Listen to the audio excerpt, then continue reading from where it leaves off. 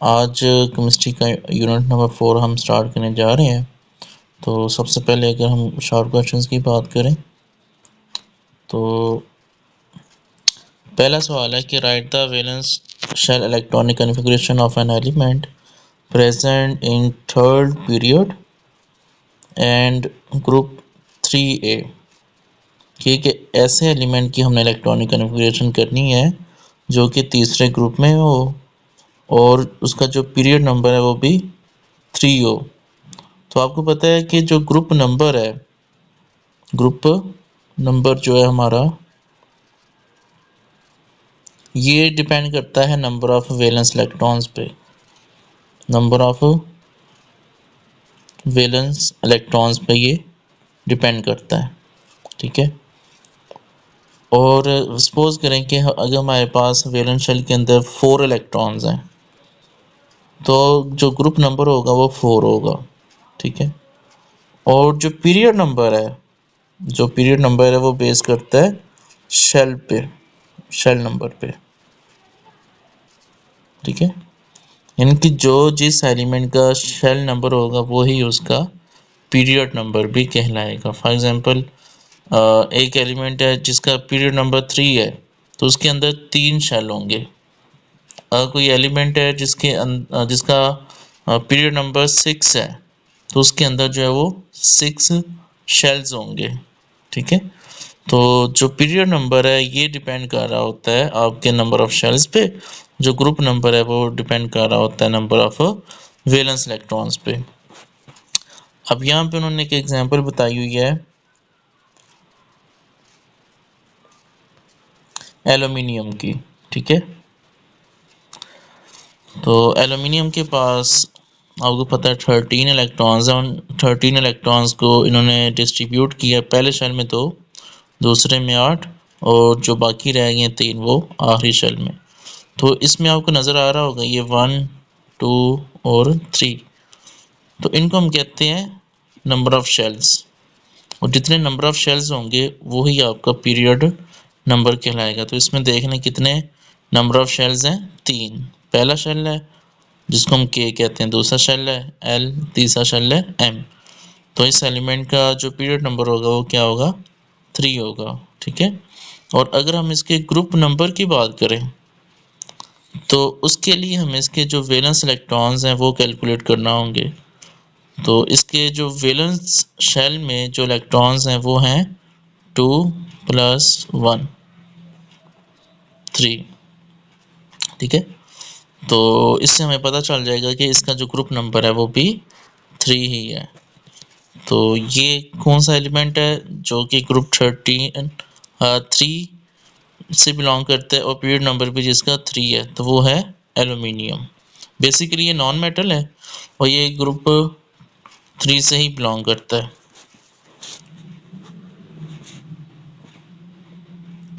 जी, उसके बाद दूसरा सवाल है हैलोजेंस। आपको पता है ग्रुप 7 के जो मेंबर्स हैं उनको हम हैलोजेंस कहते हैं, ठीक है। जैसा कि फ्लोरीन, क्लोरीन, ब्रोमीन, आयोडीन। तो इनको साल्ट फार्मर भी कहते हैं, जो हैलोजेंस हैं इनको सॉल्ट फार्मर भी कहते हैं क्योंकि ये ग्रुप 1 और ग्रुप 2 के जो एलिमेंट्स हैं उनके साथ मिलके तो सॉल्ट बनाते हैं। जिस तरह ग्रुप 1 से सोडियम और ग्रुप 7 से क्लोरीन मिलके क्या बना देते हैं, NaCl सॉल्ट बना देते हैं, ठीक है जी। उसके बाद तीसरा सवाल है कि which atom has higher shielding effect, lithium और सोडियम। तो शील्डिंग इफेक्ट का तो आपको पता है कि शील्डिंग इफेक्ट का दूसरा नाम होता है स्क्रीनिंग इफेक्ट। मतलब कि ये हमारे पास एक एटम है और इसके जो वैलेंस शेल है उसके और न्यूक्लियस के दरमियान, यानी कि जो हमारे पास एक जो वैलेंस इलेक्ट्रॉन है उसके दरमियान और न्यूक्लियस के दरमियान में अगर कोई इलेक्ट्रॉन आ जाए, अगर इन दोनों के दरमियान में कोई इलेक्ट्रॉन आ जाए, यानी कि हमारे वैलेंस शेल के दरमियान और न्यूक्लियस के दरमियान जो इलेक्ट्रॉन आ जाए, तो उस केस में क्या होता है कि ये जो न्यूक्लियस की जो अट्रैक्शन होती है वैलेंस शेल पे वो क्या होना शुरू हो जाती है, वीक होना शुरू हो जाती है, जिसकी वजह से ये इससे इजीली लूज हो सकता है। ठीक है, तो इस इफेक्ट को हम कहते हैं शील्डिंग इफेक्ट या फिर स्क्रीनिंग इफेक्ट। तो शील्डिंग या स्क्रीनिंग इफेक्ट उसी एलिमेंट का ज़्यादा होगा जिसके पास ज़्यादा नंबर ऑफ इलेक्ट्रॉन्स होंगे। अब लिथियम के पास 3 इलेक्ट्रॉन है और सोडियम के पास 11 है। तो अब आप मुझे बताएं कि किसके जो शील्डिंग फैक्टर वो ज़्यादा होगा, या किसके अंदर शील्डिंग फैक्ट के होने के चांसेस ज़्यादा हैं। तो डेफिनेटली सोडियम, क्योंकि इसके पास जितने ज़्यादा इलेक्ट्रॉन होंगे उतना ज़्यादा चांस होगा कि न्यूक्लियस और वैलेंस शेल के दरमियान में कोई इलेक्ट्रॉन आ जाए, जिसकी वजह से न्यूक्लियर फोर्स ऑफ अट्रैक्शन क्या हो जाएगी, वीक हो जाएगी। जी, उसके बाद क्वेश्चन नंबर 4 है हमारा, वाई सोडियम हैज़, Na मतलब sodium, why sodium has higher ionisation energy than potassium, K for potassium. तो कहता है कि सोडियम की जो आयोनाइजेशन एनर्जी है वो पोटेशियम से ज़्यादा क्यों है, क्योंकि हमें पता है कि जब हम लेफ़्ट से राइट मूव करते हैं तो आयोनाइजेशन एनर्जी इंक्रीज़ होती है, और टॉप से बॉटम जब हम मूव करते हैं तो आयोनाइजेशन एनर्जी क्या होती है, डिक्रीज़ होती है, कम होती है। तो अगर हम इसी ग्रुप की बात करें,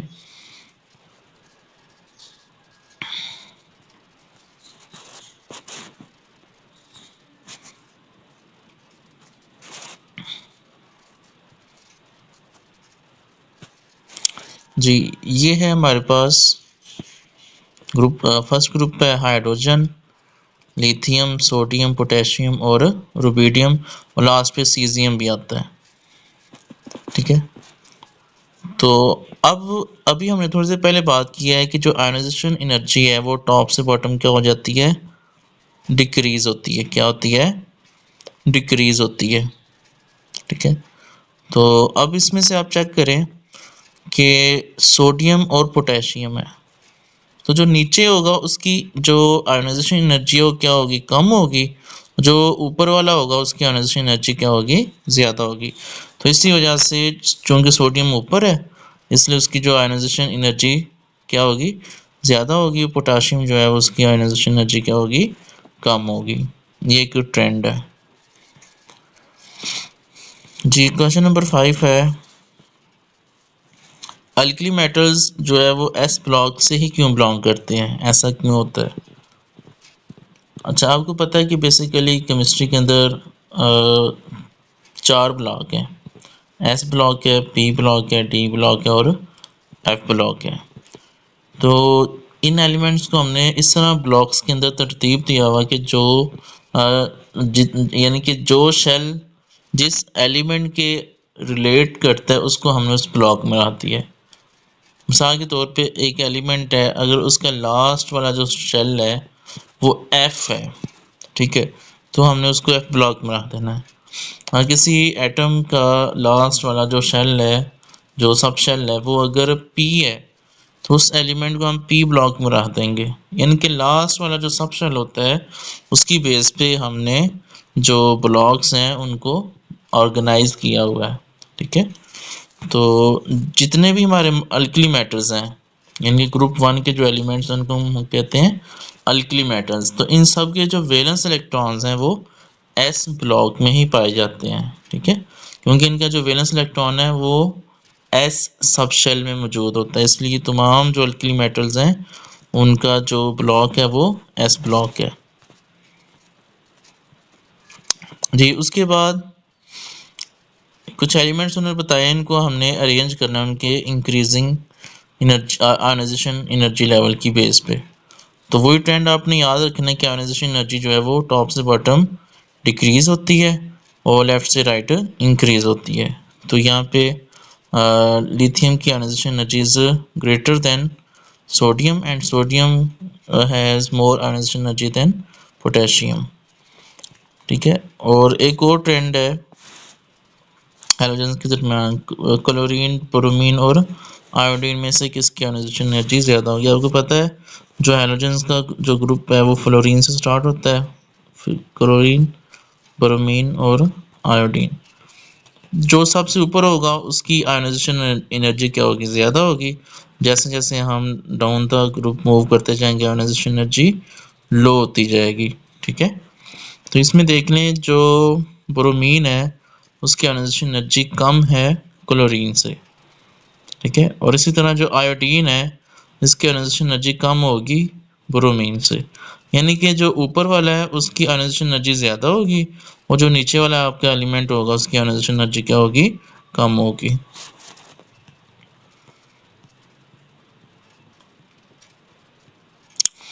जी, उसके बाद ये कुछ एलिमेंट्स की इलेक्ट्रॉनिक कन्फिग्रेशन है, ये आपने याद रखनी है, जिसमें नाइट्रोजन आ जाएगी, बल्कि ओवरऑल ये सब आपने याद रखनी है। आपको सबसे पहले तो इनका एटॉमिक नंबर पता होना चाहिए।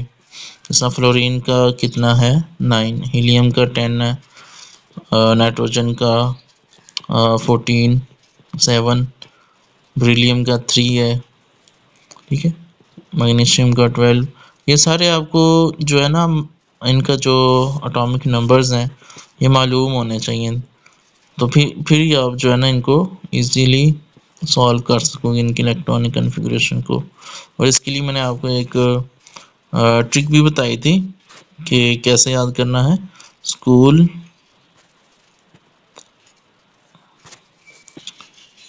School school public school public school. ठीक है, यानी कि 1S 2S 2P 3S 3P और 4S। ठीक है, तो जितने आपके पास नंबर ऑफ इलेक्ट्रॉन्स होंगे उतने आपने इनको डिस्ट्रीब्यूट कर देना कि S के अंदर 2 आएंगे, P के अंदर 6 आएंगे, D के अंदर 10 आएंगे। D तक आपकी इलेक्ट्रॉनिक कन्फिग्रेशन नहीं होगी, P तक ही होगी।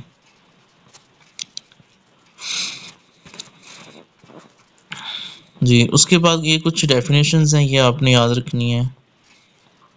अल्कली मेटल्स क्या होते हैं इसकी डेफिनेशन भी याद रखनी है और इसकी इलेक्ट्रॉनिक कन्फिग्रेशन भी आपने याद रखनी है। जी, अल्कलाइन अर्थ मेटल्स, अच्छा इसमें बताया हुआ है NS1 से क्या मुराद है। N से मुराद है नंबर ऑफ शेल, तो जाहिर बात है ये इनके पास एक ही शेल है तो इसका नंबर भी 1 होगा।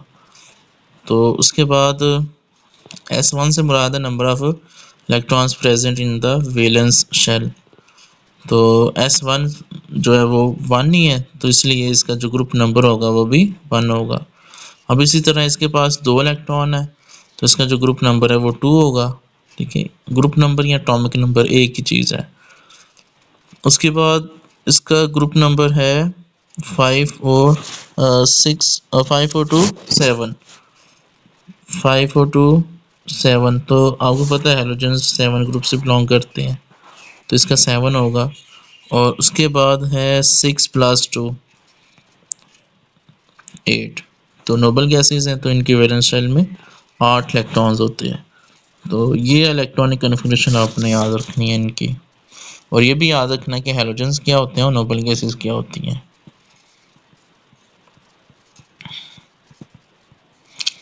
उसके बाद चैप्टर नंबर 5 है, MCQs हैं आपके, साथ ही आंसर्स बताए हुए हैं।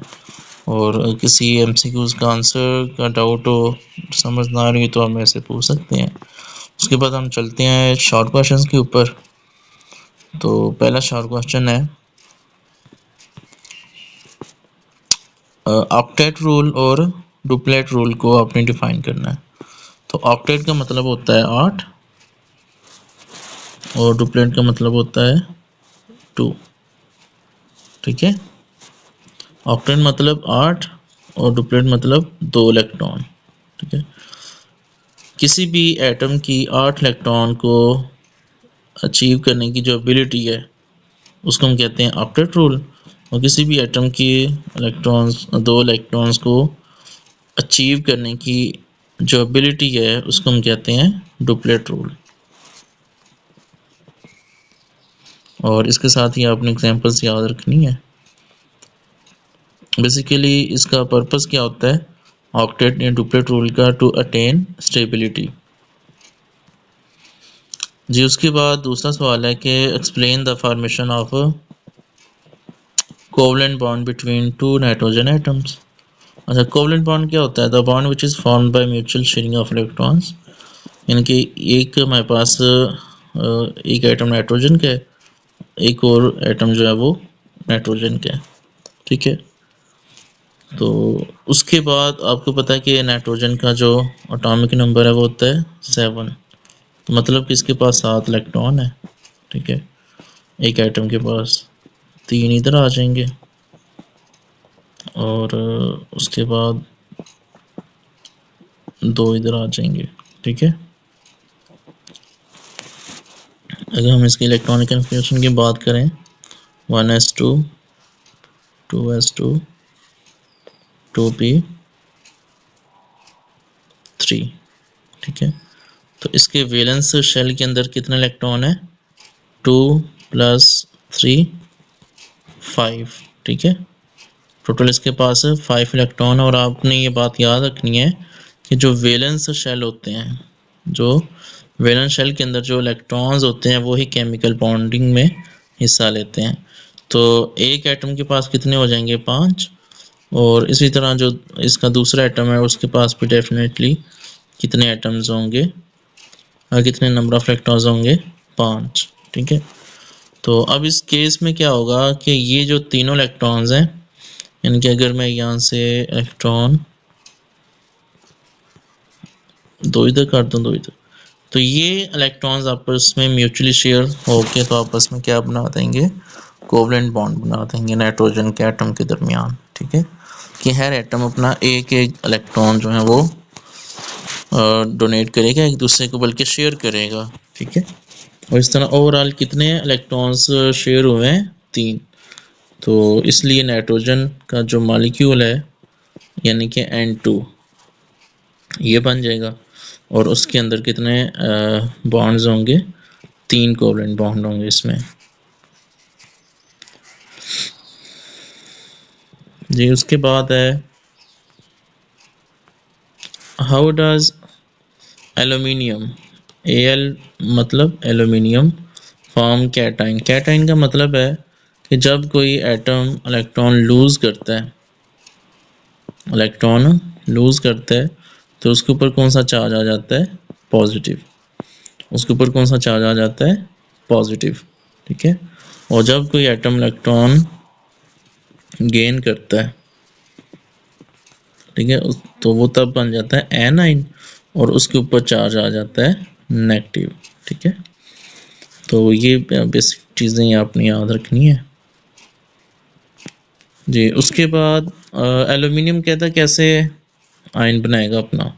तो एल्यूमिनियम जब अपने 3 इलेक्ट्रॉन लूज करेगा, निकाल देगा, इनके डोनेट कर देगा, तो इसका जो चार्ज है वो आ जाएगा +3, ठीक है। जितने इलेक्ट्रॉन ये लूज करेगा, डोनेट करेगा, उतना ही इसके ऊपर चार्ज आ जाएगा।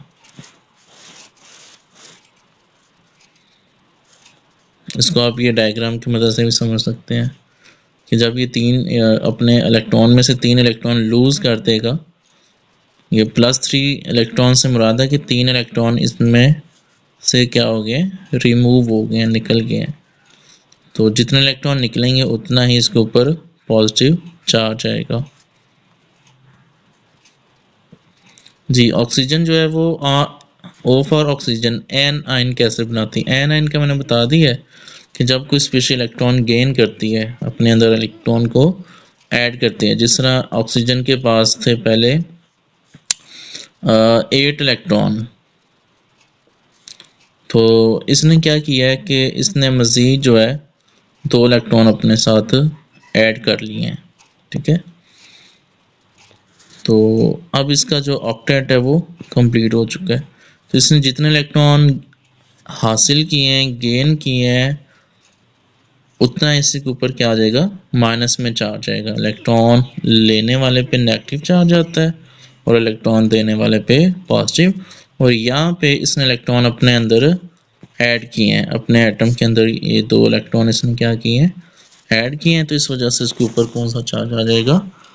माइनस का। और जितने इलेक्ट्रॉन इसने ऐड किए होंगे उतनी तादाद इसके ऊपर आ जाएगी 2 इलेक्ट्रॉन इसने अपने अंदर ऐड किए हैं तो इसके ऊपर चार्ज आ जाएगा -2। और ये आपने डायग्राम के अंदर भी बयान किया हुआ है जी। उसके बाद है डॉट एंड क्रॉस स्ट्रक्चर बनाना है अपने वाटर का। तो ये दोनों स्ट्रक्चर्स बने हुए हैं, इनको आप देख लें कि इसमें डॉट से मुराद है कि एक एटम के जो इलेक्ट्रॉन्स हैं उनको उन्होंने डॉट से शो कर दी है, और जो दूसरे एटम के जो इलेक्ट्रॉन्स हैं उनको क्रॉस से शो कर दी है। मतलब कि अगर हम इस डायग्राम में देखें तो हाइड्रोजन के पास जो इलेक्ट्रॉन्स हैं वो उन्होंने डॉट से शो किए हुए हैं, ठीक है। और ऑक्सीजन के पास जो इलेक्ट्रॉन है वो उन्होंने क्रॉस से शो किए हुए हैं, ठीक है। तो इसको हम कहते हैं डॉट एंड क्रॉस, जिसमें एक एटम के इलेक्ट्रॉन्स को हम डॉट से दूसरे जो इलेक्ट्रॉन्स हैं उनको क्रॉस से शो कर देते हैं। और उसके बाद ये इसका जी इलेक्ट्रॉन्स पेयर का स्ट्रक्चर है, कंडेंस्ड फार्मूला जिसको आप कह सकते हैं वाटर का। ये थे आपके शॉर्ट। उसके बाद लॉन्ग क्वेश्चन है इसके कि नोबल गैसेस क्या होती हैं, इसकी इंपॉर्टेंस बयान करें, ये भी आपने याद रखना है। और उसके बाद है कि एलिमेंट्स जो है वो स्टेबिलिटी क्यों हासिल करना चाहते हैं, क्योंकि हर चीज़ जो है वो स्टेबल होना चाहती है। इस वजह से जो एलिमेंट्स हैं अदर एलिमेंट के साथ केमिकल बॉन्ड बना के खुद को स्टेबल कर लेते हैं जी। वो कौन कौन सी वेज हैं जिनके थ्रू आप बॉन्ड बना सकते हैं, तो वो बेसिकली आपकी दो ही हैं, एक है आयनिक बॉन्ड और दूसरा covalent bond. Coordinate covalent bond भी होता है लेकिन वो कोवलेंट बॉन्ड की ही कैटेगरी में आ जाता है जी। उसके बाद क्वेश्चन नंबर 6 है कि नॉन मेटालिक एलिमेंट्स के दरमियान आपने जो है कोवलेंट बॉन्ड को बयान करना है। तो नॉन मेटालिक मतलब कि जो मेटल्स ना हो, तो आपको पता है हाइड्रोजन जो है वो मेटल नहीं है बल्कि एक गैस है। तो ये इसके दरमियान दोनों हाइड्रोजन के पास एक एक इलेक्ट्रॉन है और दोनों अपना एक इलेक्ट्रॉन एक दूसरे के साथ शेयर करके तो सिंगल कोवलेंट बॉन्ड बना देंगे। अब इस तरह फ्लोरीन के पास जो इलेक्ट्रॉन्स हैं वो भी आपस में शेयर करके एक एक इलेक्ट्रॉन तो क्या बना देगी, एक सिंगल कोवलेंट बॉन्ड बना देगी जी। उसके बाद है क्वेश्चन नंबर 7 है आपका